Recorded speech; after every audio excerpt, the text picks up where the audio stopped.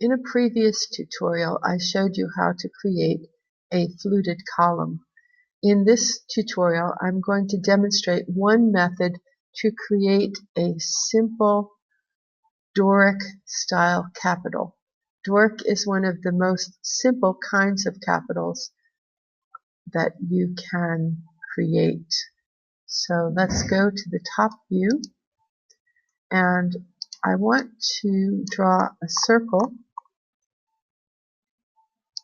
from the center point of this fluted column. I'll make it just a little bit bigger than my fluted column's diameter.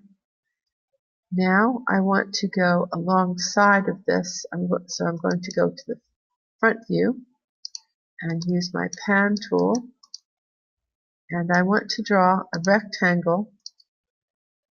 I'm just freehand drawing this rectangle approximately the size I think that I want it to be. As I said, the Doric style capital is a very simple style, so I'm not going to put a lot of details in here.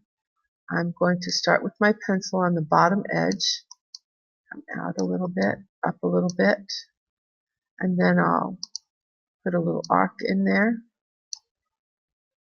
Oops. Arc tool, please. Click and pull it out. Then another line.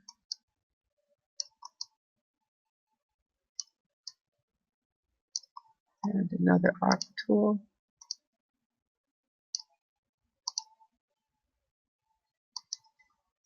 And one more set of lines.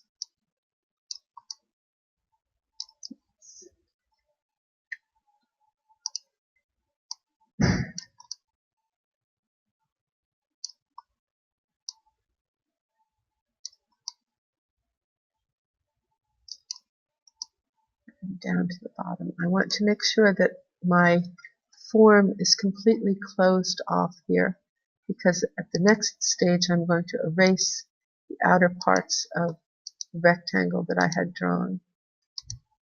Alright, now I'm going to orbit slightly so that I can select the circle, the perimeter ring here, and I basically want to have this shape follow that. Now it won't follow it if it's off in space, so I need to move this shape so that it's sitting on top of my column here.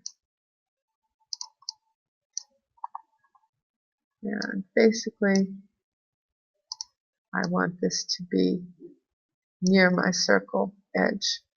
I'm going to select my circle edge again and take the follow me tool and click on my shape, and now if you notice I have a Doric style capital, and it's not quite centered on the top of my column. I can move that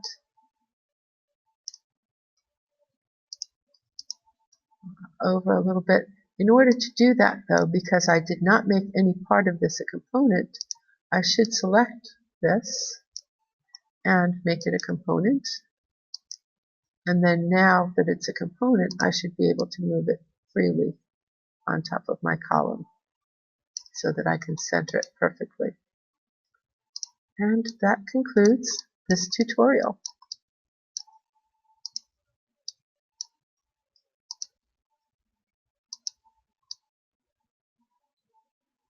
There we go.